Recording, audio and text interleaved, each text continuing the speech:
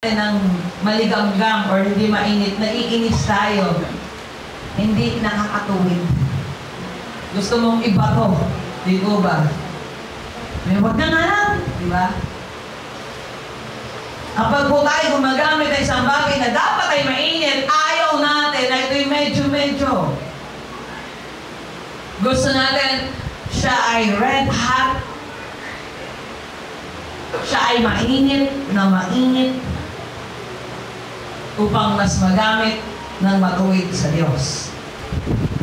The Spirit of God during the Pentecost in Acts chapter 1 verse 8, you shall receive power, and when the Holy Spirit comes upon you, and you shall be my witnesses in Judea, in Samaria, and unto the uttermost part of the earth. Anong nirepresent ng fire sa Aklat ng Gawa? Inukoy po at inihalimbawa ang Espiritu ng Diyos. And after that, ano po, ng mga tao ay napuspos ng banal na Espiritu ng Diyos. Ano nangyari? Sila po ay nagkalat.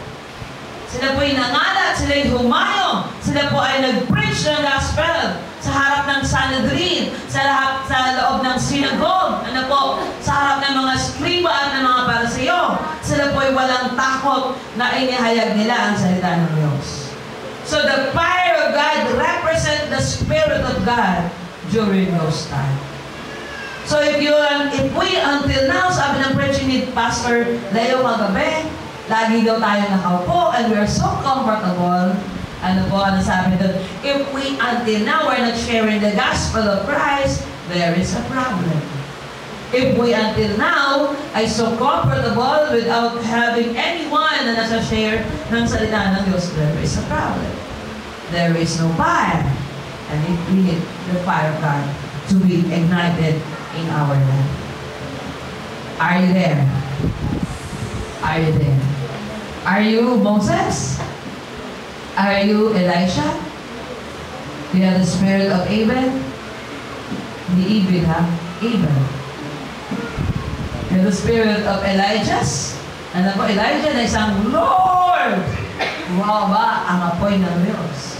They have the spirit of the Pentecost, which kung saan ay sabi, you shall receive power and the Holy Spirit comes upon you. But there, ano po? Ito po yung mga nire-represent ng fire. Bakit kailangan ng fire sa buhay natin? Sapagkat ang taong walang apoy, hindi na gumagana. So kailangan, brother and sister, we shall be motivated by the fire of God. We should be ablaze for God. But there is a problem.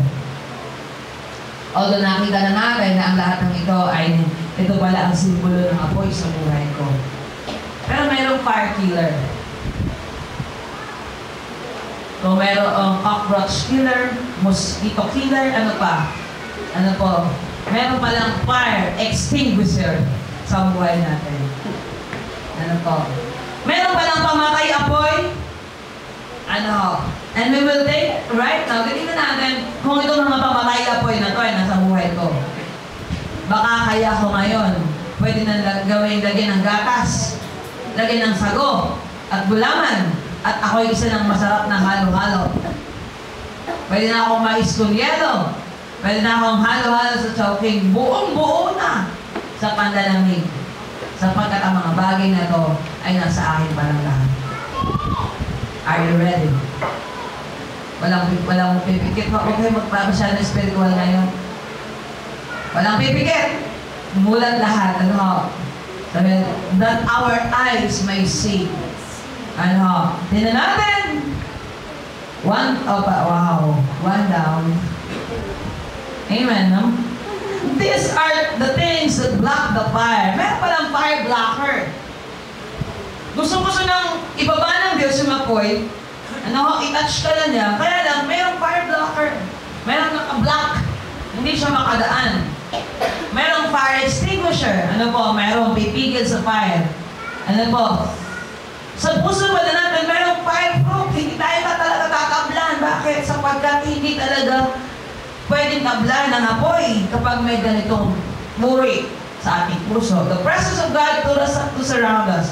Mga bagay na humahadlang, bumablangka, bakit? Na-check sa prayer natin. Gusto mo naman talaga maging malalim sa prayer, di po ba? Amen. Hindi naman katay mo. Maraming pag-a-attempt yan. Naligo ba yan? Diba? Kumain yan ng madami-dami. Natulog yan ng mahaba-haba para pa sa prayer time niya, siya ay makakonsentrate. Pinatay ang mga music, pinatay niya ng cellphone. Oy, nangyari na ba sa atin yun? At talagang nagkulong yan sa kwarto.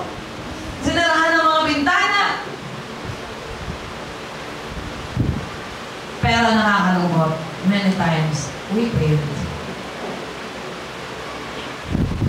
Para lang tayo mga nagbilang din ng mga butil-butil. Umalis din tayong empty-handed. Wala din naganap. Walang two-way communication. Bakit kaya? Because ng mga fire blocker. Things that hinder God to pour out His fire in us. Mga bagay na tumipigil sa Diyos para ibuhos ang kanyang apoy sa ating buhay. Andiyan na, nakakasana, apoy na eh. Eto na, babagsak na, kaya lang all of a sudden, God sees. Ano? Nakita na yon. At yun ay nagbigay sa kanya ng warning device.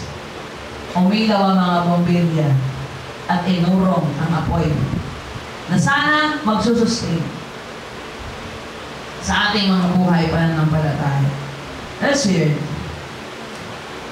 Ephesians 4:30, do not grieve the Holy Spirit of God, by whom you are sealed until the day of redemption.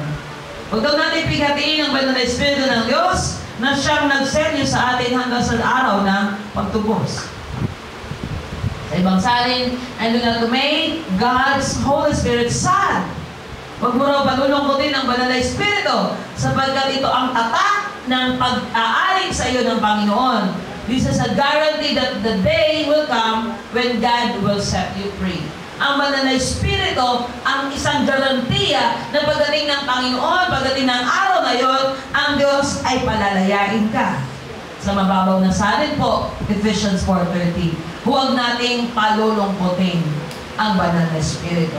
The Holy Spirit represents the fire. Kaya kapag ka nalungkot na ang banal na Espiritu, the fire of God will never pour down. Hindi na talaga bababayan. Magtatampo na yan. Amen. Praise the Lord. Para po yan, nagtatampo rin ng Holy Spirit. Hello. Taas sa mga kamay ng mga pinagtampuhan na ng banal na Espiritu. Amen.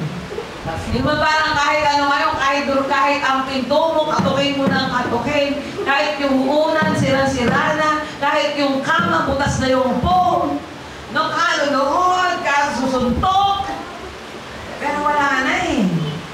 Hindi na maramdaman yung init.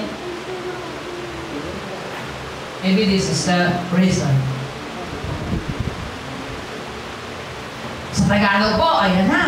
At huwag din niyo bigatin ang Espiritu Santo ng Diyos na sa kanya kayo'y tinatakan. King James Version po ito, hanggang sa araw, hanggang sa kaarawan ng pagkatubos. Huwag pighatiin.